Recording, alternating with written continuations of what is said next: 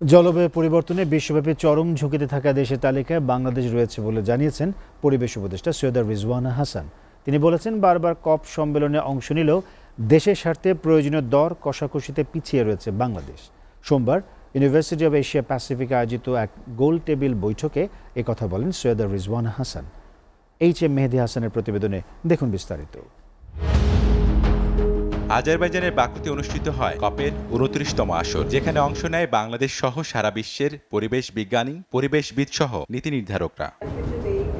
এই কপ সম্মেলনে বাংলাদেশ থেকে অংশ নেওয়াদের নিয়ে COP29 প্রত্যাশা, বাস্তবতা এবং ভবিষ্যতের শিক্ষা শীর্ষক গোলটেবিল বৈঠকের আয়োজন করে ইউনিভার্সিটি অব এশিয়া প্যাসিফিক, যেখানে বক্তারা তাদের অভিজ্ঞতার সাথে তুলে ধরেন নানা চ্যালেঞ্জ। আমাদের যেটা করা উচিত সেটা হচ্ছে লস অ্যান্ড ড্যামেজ ফান্ডকে কিভাবে সহজে এবং ইভেন্ট বেস কেস হিসাবে অ্যাক্সেস করা যায়।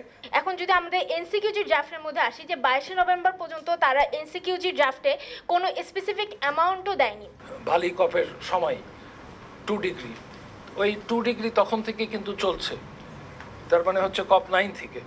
কিন্তু অ্যাডাপ্টেশনের কপ কিছুতে কোনো কপে রাজি করানো যায় না, খালি ঘুরে ফিরে আচ্ছা পরের মিটিংয়ে আর আলাপ করব। প্রধান অতিথির বক্তব্যে পরিবেশ উপদেষ্টা সৈয়দা রিজওয়ানা হাসান বলেন, উন্নত বিশ্ব নানা প্রতিশ্রুতি দিলেও কথা রাখছে না। বাংলাদেশের কপে অংশগ্রহণ একটি ছকে বাঁধা হয়ে গেছে, যার ফলে পিছিয়ে আছে দর কষাকষিতে। যদি জলবায়ু পরিবর্তন হয়েই যায় যেভাবে করে আইপিসিসি বলছে, তাহলে তো আমাদের অস্তিত্বই থাকবে না। তো তাদের কথা হচ্ছে আমাদের অর্থনৈতিক অস্তিত্ব না থাকলে আমরা থাকবো না, আর আমাদের কথা হচ্ছে আমাদের ভৌগোলিক অস্তিত্বই তো সংকটের মুখে পড়বে। যাদের বিপক্ষে দাঁড়িয়ে আমরা নেগোসিয়েশনটা করি, যদি আপনি শক্তি, বুদ্ধিমত্তা, প্রযুক্তি, অর্থ সবটা বিচার করেন, সেখানে আসলে এটা এমনিতেই একটা অসম নেগোসিয়েশন হয়। জলবায়ু পরিবর্তন মোকাবেলায় তরুণদের বেশি করে সম্পৃক্ত করার আহ্বান জানান পরিবেশ উপদেষ্টা।